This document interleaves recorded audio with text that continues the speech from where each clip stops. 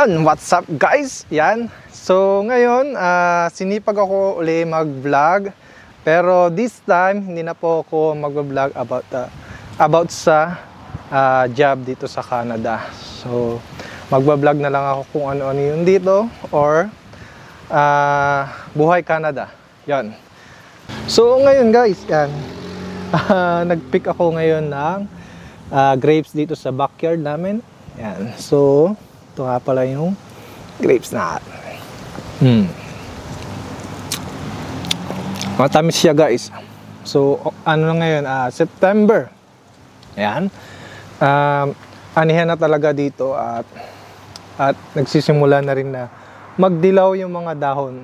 So maglalagas na. Kaya napakaraming prutas dito ngayon at gulay na pwede nating maani. So yung iba naani ko na, yung iba is tapos na talaga ang season dito.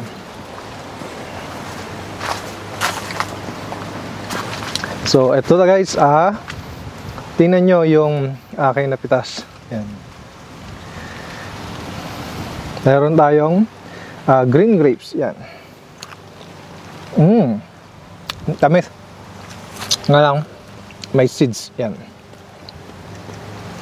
So ito yung tanim ko nung lumipat kami dito sa bahay na to. Yung nabili ko yung bahay na to. Nagtanim ako ng 5 puno ng grapes. So ito na po sila. Ang dami. Pwede naman siyang kainin ng ganito, pero yung grapes na to is wine grapes guys. So yun. Kaya hindi mo siya makakain ng talagang maramihan. Yun. Pero okay naman siya kainin. Kung panghimagas, okay lang yan. So ngayon guys, yun, i-tour ko kayo sa garden. Yan. So yung garden ko is malapit na talagang mamatay or talagang mag-off season na dito ng mga halaman. Yan.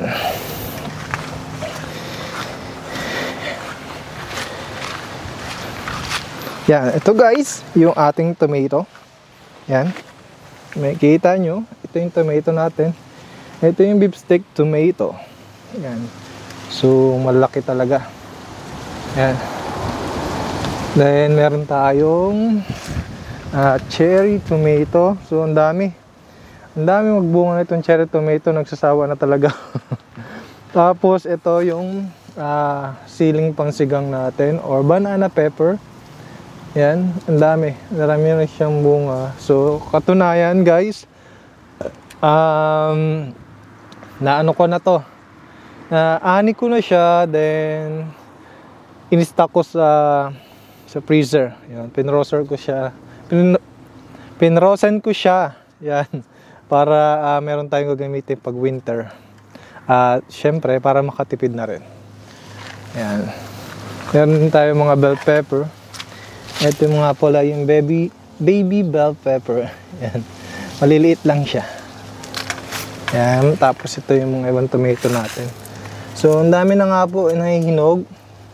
Yung iba, pinamigay ko na. Pinamigay ko na talaga. Kasi nga, marami. So, yun. Nagtanim talaga ako ng marami dito sa garden ko. Isa rin sa gusto ko rin ibahagi yung mga fruits. Yan. So meron din tayong habaneros na chili. So ito yung pinakamaanghang na chili. So meron pa tayong tomato dito, dami. So yan, pinamimigay ko talaga yun, oh. Alalaglag na talaga yung iba. Yan. Kita nyo, alalaglag na. And malamig na dito sa amin ngayon. Ayan. So yun, ang dami pang cherry tomato guys. Nakikita nyo. Dami. Then meron din po tayong ampalaya dito. Yan. So hindi na siya po lumalaki. Gawa nga po ng malamig na. So tuwing gabi, mas malamig pag gabi. Yan. Hindi na siya lumalaki guys.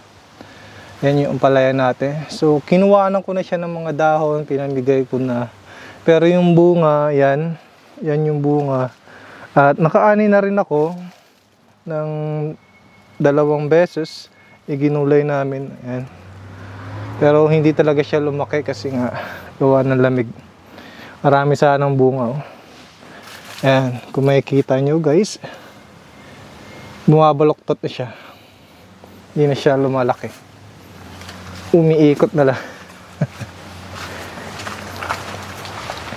So, ito nga pala yung grapes natin.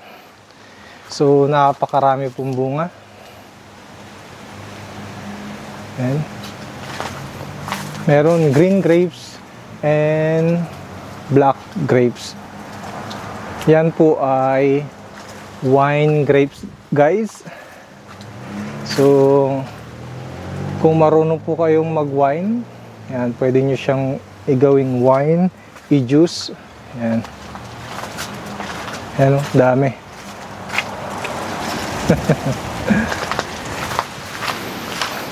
So, meron din tayong sitaw dito kaso ilang puno lang, 2 puno, pero gagawin ko siyang seeds. Yan. Para next year meron akong ibang puno. Yan. Meron din tayong mga talong dito. Yan. Yung mga bunga. Ito yung round na talong. Yan. Yung mga bunga siya. Yan. Yan, may mga bunga yan guys. At meron tayong kalabasa. So yun, sarap talaga ng may backyard na pwedeng taniman. Yan, ito yung kalabasa guys, hindi to pumpkin. Orange lang talaga yung kulay niya, pero hindi siya pumpkin. Tapos ito yung kangkong natin guys, ito yung kangkong natin. So ngayon, dahil nga po malamig na, hindi na siya lumalaki. Pero nakaharvest na po ako dyan ng mga 3 beses. Tapos pinamimigay ko siya. Kasi marami siya. So hindi ko naman kayang ubusin lahat. So kailangan natin ipamigay para hindi masayang. Tapos ito, meron tayong parsley. So maganda to sa katawan, parsley guys. Then meron ni rosemary. Yan. At meron din tayong mga pipino. Yan. Kung makikita nyo guys, yan, nagdidilaw na talaga yung mga dahon kasi malamig na dito. Pero meron pa rin bunga. So dami po ng bunga. Yun, nagsasawa ako na kainin. Yan. So magulang na nga po talaga sila eh. Ayun, ang lalaki. Kita nyo, ang laki oh. Iyan, ang laki. So baka mamaya kuha ko isa, pangkain ko. Meron din tayong carrots. Ito po yung carrots natin. Yan. So hindi po siya masyadong lumaki, pero makikita nyo may bunga talaga. Yan yung carrots natin.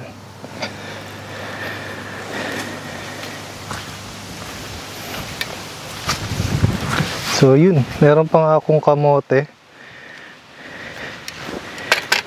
Di ko lang alam guys kung meron tong bunga sa ilalim. Hindi siya masyadong lumalaki kasi nga nasa ilalim ng puno. So next time ililipat ko siya sa maaraw para mas mahaba.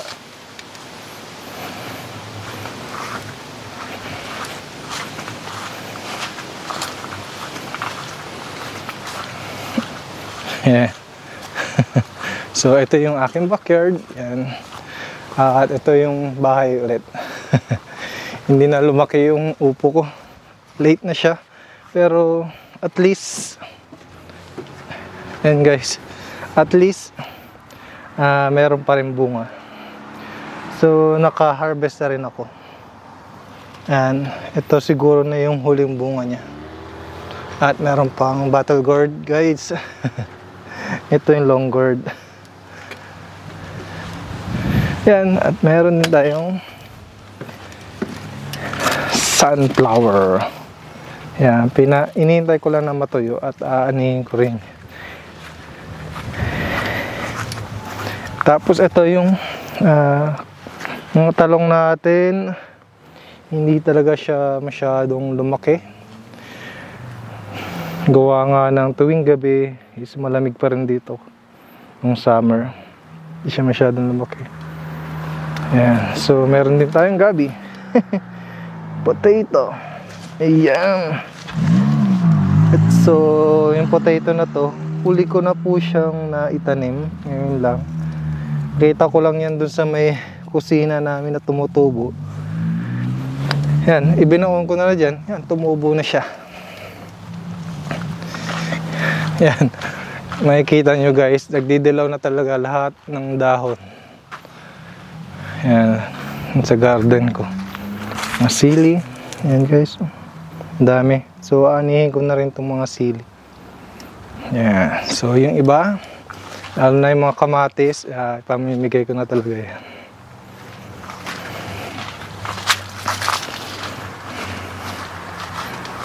So, ito yung nga pala, nakakatuwa talaga tong grapes natin. So, napakarami.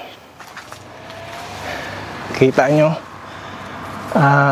Ito, green grapes. At black grapes. Guys. Yan. Yan. Kung marunong tayo sana na maggawa ng wine, yan, pwedeng gawin natin tong wine. Diba? So, napakadami. So, sa katunayan ng isang araw, na ipamigay ko na marami-rami din yung naipamigay ko. Yun. Then, mamaya guys, magpipishing kami. Yan. So, may kasama akong isa na subscriber ko din. Yan. So, kita tayo mamaya. Yun, what's up guys? Yan, nandito na tayo sa pagpipishing natin. Yan. So, nandito tayo sa tabing dagat. Yan. Yun, maraming namimigwit dun. Yan, mga Pinoy din yan. Halos lahat. Yan, so sana makarami tayo ng makarel ngayon.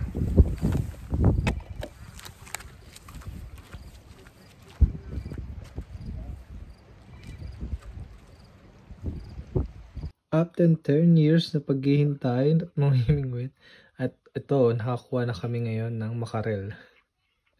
Yan, nakakuha na yung kasama namin. So, sa katunayan guys, nakakuha na kami. Pero hindi ko na videohan dahil maraming ang tao at maraming namimingwit.